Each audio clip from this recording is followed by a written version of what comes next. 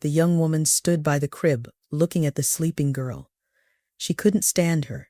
She was ready to smack her right now. Of course, that was just an expression. But especially with Sophia's intoxicated mind, she was ready to do anything to get rid of this child. This child reminded her once again that her husband had been married to another woman. This child was the product of their love. She felt angry whenever she saw the girl. But Sophia had to live with little Christina, tolerate her antics, even though she didn't want to. Sophia wanted to have her own children. She wanted to give birth to Adrian's son or daughter and have a child that was theirs alone. And she didn't care at all about what would happen to Christina. She left the nursery and headed towards the kitchen. She received a message from her spouse and started setting the table. She prepared the food, brewed coffee, periodically glancing out the window. There his car appeared. She flinched a little. She didn't understand why she reacted that way. She was expecting him today to finally have a proper conversation. She had tried to initiate that conversation several times before, but something always stopped her. And what stopped her was the fear that he would leave her because she would give him an ultimatum, either her or the girl. She didn't intend to live under the same roof with his child from his ex-wife. She had already tolerated the girl for quite a while, even though she had no connection to her whatsoever. The man entered the apartment, shaking off the snow from his warm coat, which immediately melted onto the coat. He was heavily covered in snow, even though it took only a few minutes to walk from the car to the entrance. It was freezing outside. Winter was fully taking over the city. He took off his boots and headed straight to the shower to warm up. When he emerged, he changed clothes and went to the kitchen. She was already waiting for him with a hot meal. He sat at the table, not looking cheerful at all. In fact, he hadn't been in a good mood for a while. Lately, he constantly appeared irritated. Work issues piled up, causing him to take it out on his family. He glanced at his wife, fully aware that she was about to start an unpleasant conversation that wouldn't bring him any pleasure. Adrian brought the coffee mug closer to himself, took a sip, and immediately frowned. She had forgotten to put sugar. She sat across from him, staring at him as if he should have guessed what the conversation would be about. "Adrian, we are a young family. We should live on our own," the woman said, addressing her husband.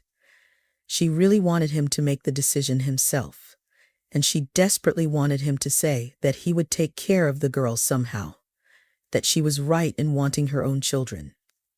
Yes, she would even agree not to have children at all, just to stay alone with Adrian.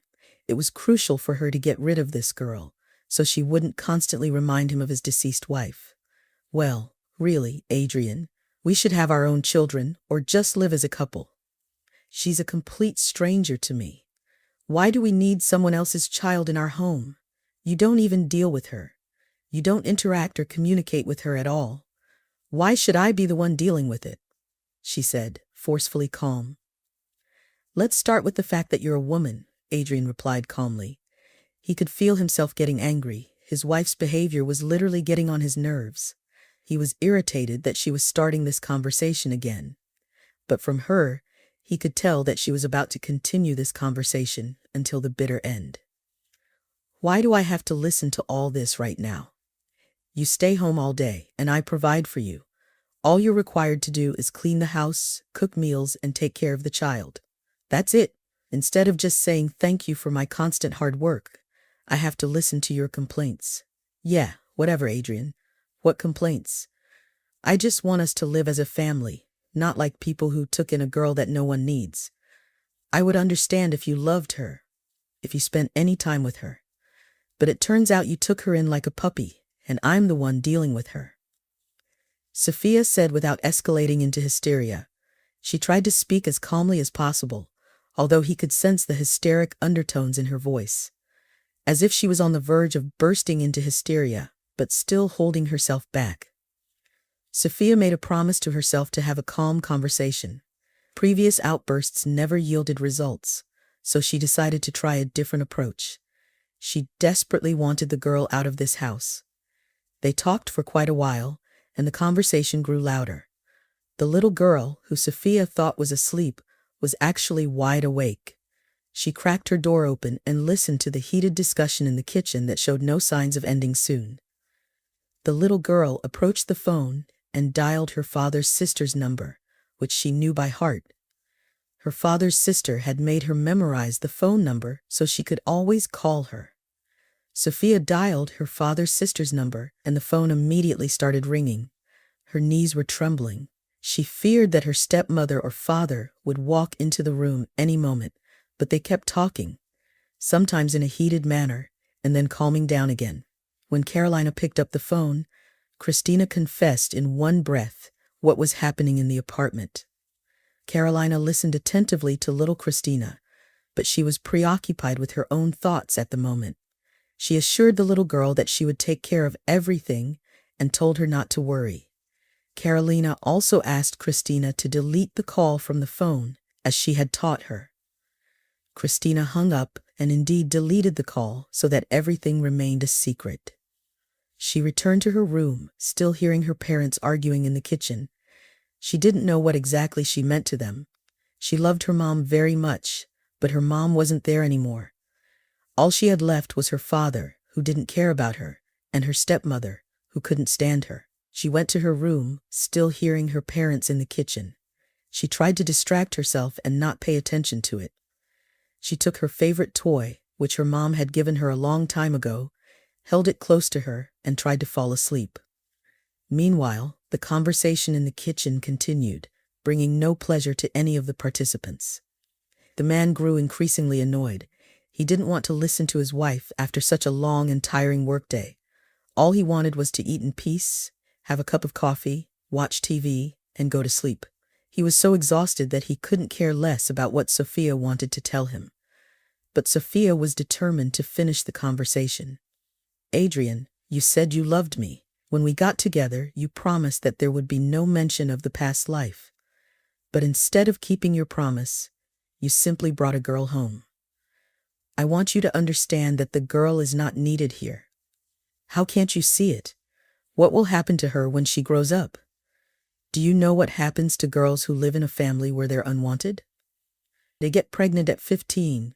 I don't want her burdening us with a child in the future, because that's what will happen. She's not needed here. Don't your late wife's relatives have someone who could take the girl?" Sophia continued, still maintaining her composure. Adrian was already surprised that she hadn't erupted into a fit of hysteria yet. The conversation went on for quite a while, and she still held back. Apparently, this conversation was truly important to her. "I am her father, so it's my responsibility to take care of her. But I don't have time because I work. You're a woman, it's your job to take care of the kids. Besides, I'm not really into having kids, so if you still want kids, we won't have any others together. You can be sure of that. You want a child? You already have one," Adrian replied rather rudely. He took his plate of food and went to the living room. Turning on the TV, he started eating, deciding not to listen to his wife anymore. Sophia sat at the kitchen table, covering her face with her hands. She had had high hopes for this conversation. On the other hand, she also realized that nothing would change. Too much time had passed, and she had tried to break through this wall for far too long. But now it seemed impossible to her. She looked at her husband, who just shook his head. She stood by the door frame, staring into the living room. Would she ever succeed? She herself didn't know the answer to that question. She cleaned up the kitchen, put away the food in the fridge, and then went to bed. She didn't want to continue this conversation, so she wrapped herself in a blanket and, almost immediately, fell asleep. The man sat on the couch for a long time, watching TV, and only went to bed after midnight. The conversation with his wife had left an indelible mark on him. Her words echoed strangely in his mind. To some extent he agreed with her, because the girl was truly unwanted in this house. But he couldn't just take her and send her to an orphanage, which meant he would have to raise her. Several days passed after that conversation. The man went to work, kissed his wife out of habit, and stepped outside into the snowstorm. It was bitterly cold outside. He returned, wrapped himself warmer with a scarf, took off his fur coat, put on a sweater, and then dressed again before going outside. She watched him, thinking about how quickly winter had arrived. Such cold temperatures usually only occurred in late January or mid-February. This year, freezing temperatures arrived in December with such force. It was truly bone-chilling outside, and even their balcony was covered in ice. The unusual frost for this region practically paralyzed the city's roads, and the machinery couldn't cope. The woman followed her husband with her eyes, worrying about how he would make it to work. Recently, she had been constantly thinking about what awaited him, the fate of his ex-wife, a car crash, leaving him with this little girl. Naturally, she wouldn't be with this girl for long. She would simply send her to an orphanage or foster home. Yesterday, she and her husband had agreed that he would send her to a boarding school once she grew a bit older. Sophia was glad that the girl would soon disappear from the apartment, but she didn't want to wait for those few years until Christina grew up. Sophia took out a bottle of wine and poured herself a full glass, then another. The little girl emerged from her room, yawning. She walked past Sophia, reaching for a glass of water but lost her balance. Half asleep, she stumbled and accidentally knocked over the glass, and Sophia's favorite mug shattered into pieces. Sophia herself didn't understand why she became so furious. She grabbed the girl. Sophia scolded and shouted at her while she cried and screamed, and then she took her and locked her on the icy balcony. The little girl was only wearing a tank top, and in such attire, she quickly succumbed to the chilling cold. What happened next is horrifying to imagine. Adrian spent the whole day at work, and it emotionally drained him so much that he decided to stay. He met up with an old friend, they drank at a bar, danced with young girls, and only after that did he go home.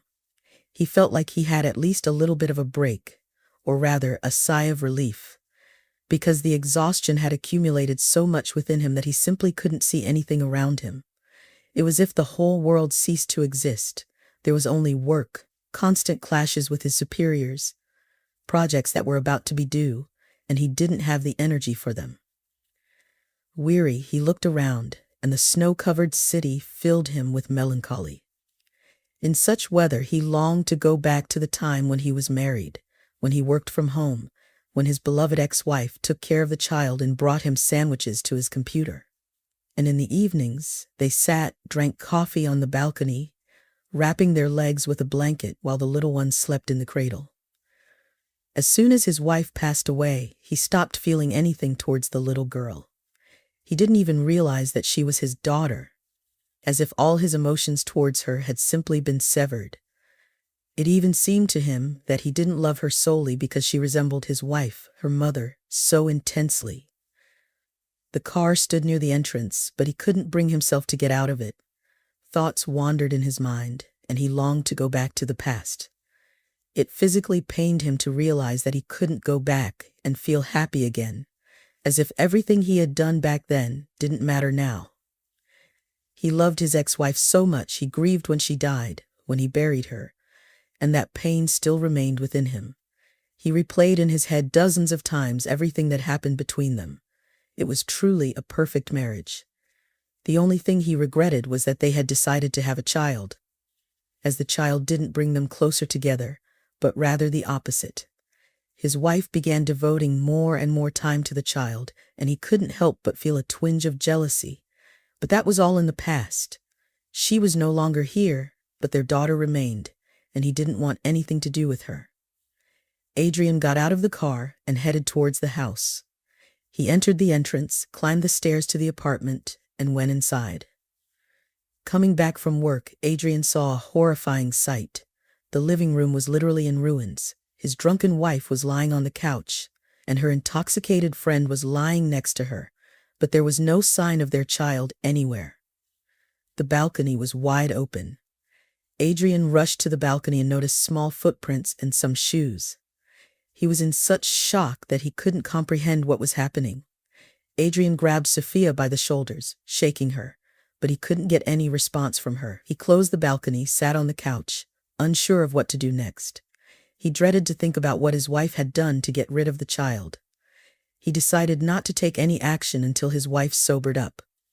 He forcefully took her to the bathroom, made her take an ice-cold shower. Then he gave her coffee, followed by another icy shower. The cycle continued until she could speak properly. Her teeth were chattering. She still couldn't explain what had happened.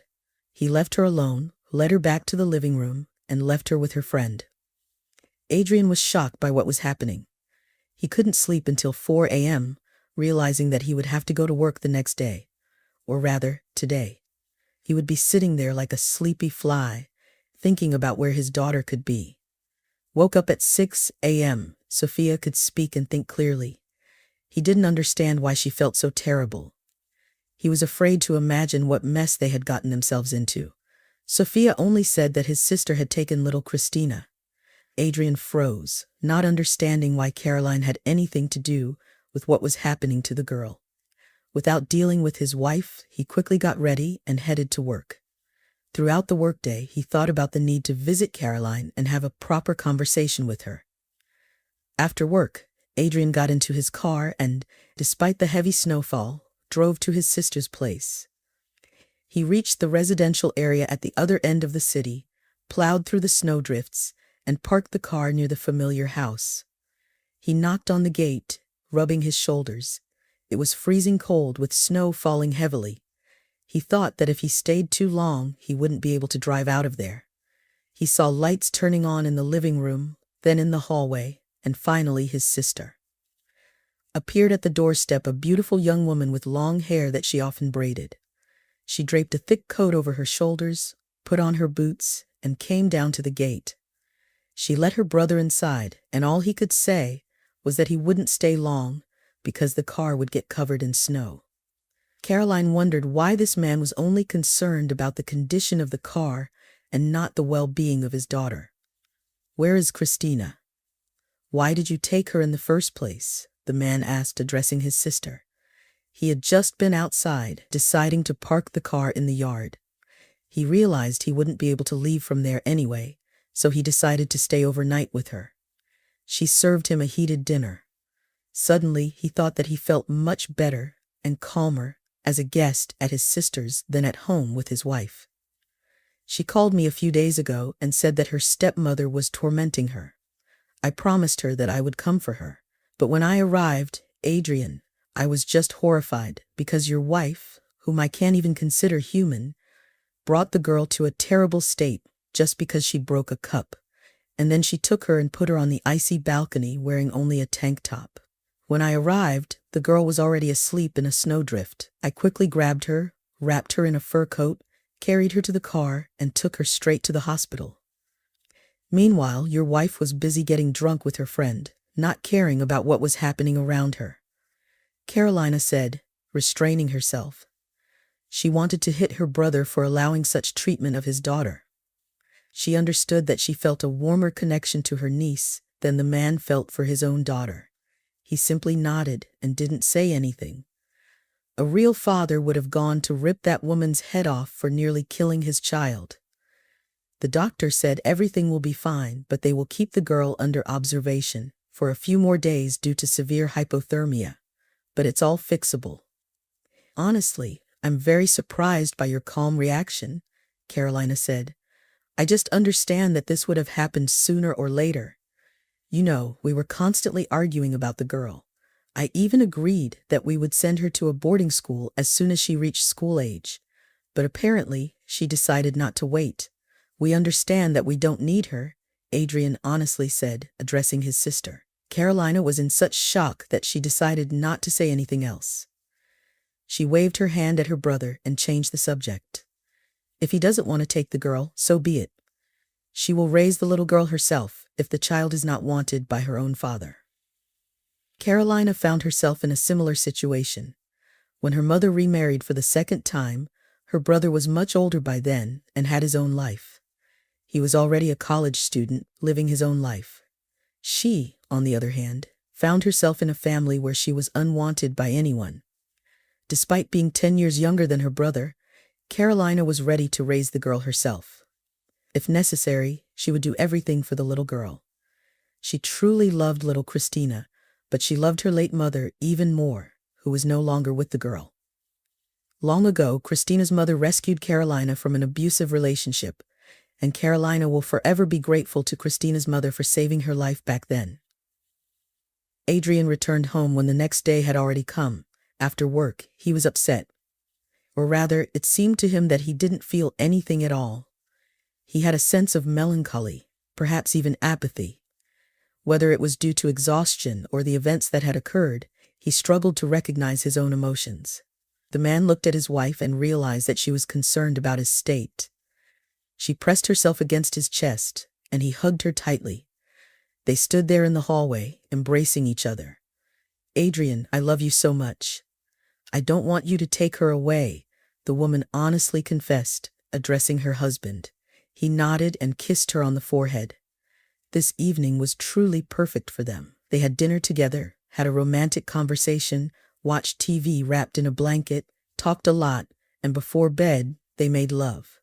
As she fell asleep, Adrian lay in bed, staring at the ceiling. He took out a cigarette and lit it. He knew that she wouldn't wake up from the smell. Only in the morning, when she opened her eyes, she would wrinkle her nose and tell him not to smoke in the bedroom anymore. But he would still smoke in the bedroom. He took a drag of the cigarette, still gazing at the mirrored ceiling, where only the glowing tip of the cigarette was reflected. He pondered what to do next. He really didn't want to take his daughter away from his sister, even considering paying her money just to let her keep the girl.